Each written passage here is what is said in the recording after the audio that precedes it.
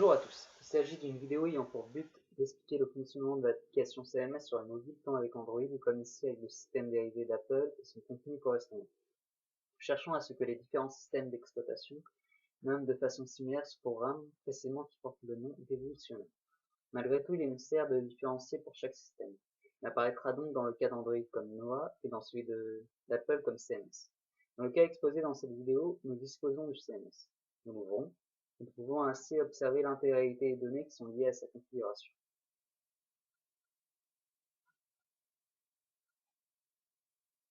Après avoir ouvert le programme, il apparaîtra sur l'écran l'ensemble des véhicules enregistrés sur le compte correspondant. La couleur verte indique que le véhicule est en ligne, rouge qu'il est connecté et qu'il dispose d'un dispositif d'alarme, et le gris qui signifie qu'il n'est pas relié directement à un réseau. Nous pouvons obtenir différentes données via la ligne inférieure de l'application. Une caméra filme en temps réel, nous avons accès à une carte, et un playback afin de regarder des enregistrements qui ont été réalisés lors de visionnage d'images en live. Pendant ce même visionnage à travers de votre mobile, il vous sera aussi possible d'enregistrer. Vous pourrez également accéder via ce programme à d'autres informations par rapport au système, à l'entreprise ou autre. Sur cette page, nous disposons d'une liste de véhicules. Il est possible de s'y déplacer et de cliquer sur l'un d'entre eux.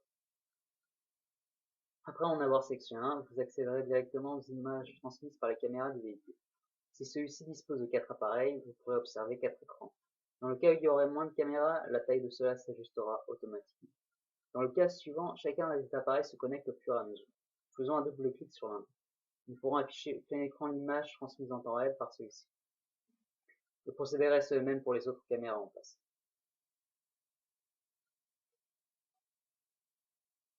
Nous allons dorénavant choisir un autre véhicule. Nous nous déplaçons à travers la barre verticale et après cela, nous sélectionnons par exemple celui-ci. Dans cette situation, le véhicule choisi ne dispose que d'une seule caméra. C'est pour cela qu'un seul écran apparaît. Nous pouvons observer le véhicule se déplacer en temps réel, etc.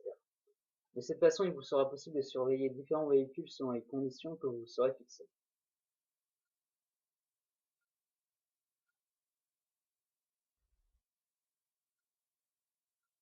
Nous allons vérifier par exemple un autre véhicule. La vitesse de transmission des images dépendra principalement de la connexion Internet de chacun des véhicules à tous les instants. Si un véhicule dispose d'une bonne vélocité au niveau de l'Internet, il nous sera possible de constater que les écrans des appareils apparaissent plus rapidement et que les enregistrements s'actualisent plus vite. Au contraire, si la connexion du véhicule est mauvaise, l'écran de chacune des caméras apparaîtra au fur et à mesure et les images seront transmises à une vitesse réduite. Évidemment, pour chaque appareil supplémentaire, la largeur des bandes d'enregistrement pour chacun se voit modifiée.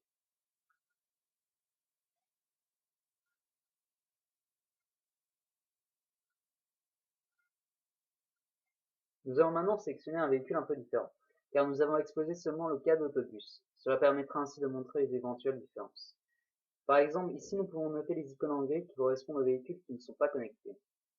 Nous allons dans le cas suivant choisir un tracteur, car il s'agit d'un véhicule relativement distinct.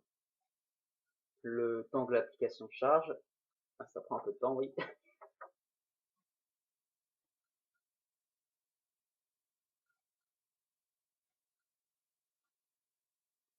Très bien. Une fois le programme actualisé, nous pouvons directement observer l'avant du tracteur à travers de la caméra ainsi que l'extérieur de celui-ci.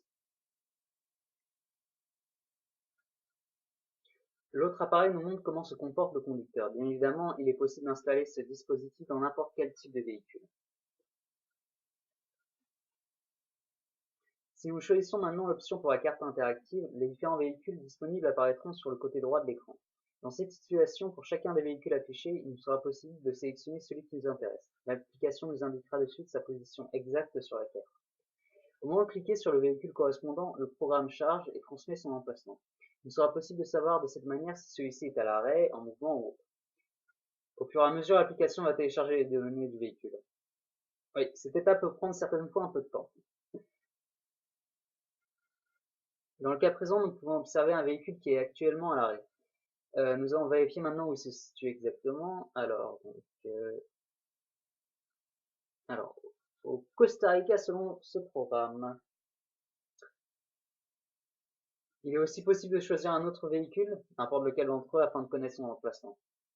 Alors, si je sélectionne par exemple celui-ci, Il nous sera impossible de savoir sa position étant donné qu'il se situe dans une zone qui ne dispose pas d'un signal suffisant par rapport au GPS ou que tout bonnement que celui-ci n'a aucun dispositif de ce genre. Alors, l'application va nous informer que dans ces cas-là, que le véhicule ne dispose pas de GPS.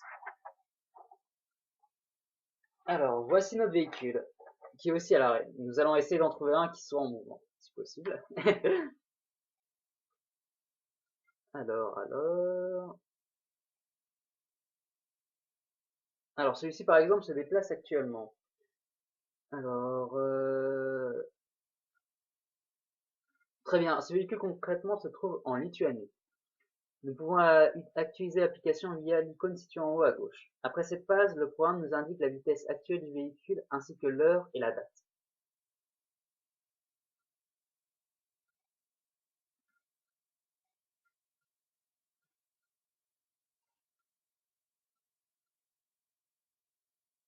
Chose importante, si par exemple nous sommes en train de visionner un direct et que durant celui-ci nous voulons nous mettre à enregistrer pendant le visionnage en live. Par exemple ici cette icône sous la forme d'un cercle permet d'enregistrer. L'autre icône PTZ a pour but de déplacer les caméras. Il ne s'utilisera quasiment jamais.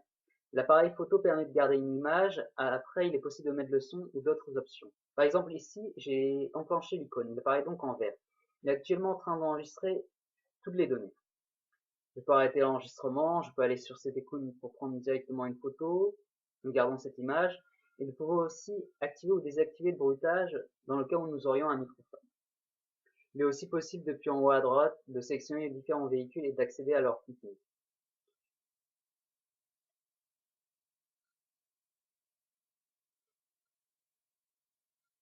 Nous venons d'effectuer un petit enregistrement. Dans ces cas-là, dans le playback, il devrait apparaître quelques fichiers vidéo. Nous rappelons que les enregistrements apparaissent selon le canal utilisé. Chaque caméra correspond à un canal et nous pouvons choisir celui qui nous intéresse en priorité pour voir son contenu.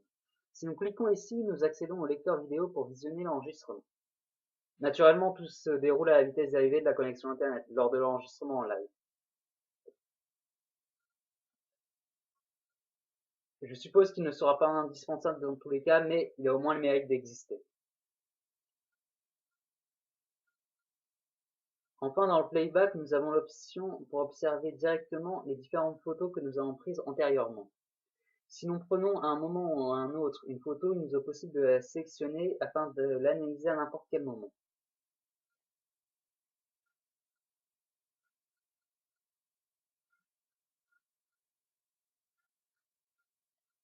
Voici un peu toutes les explications possibles par rapport aux différents systèmes et leur fonctionnement. Sur l'option davantage d'informations, nous pouvons accéder aux données liées à ce programme, par exemple la version que nous utilisons ou autre.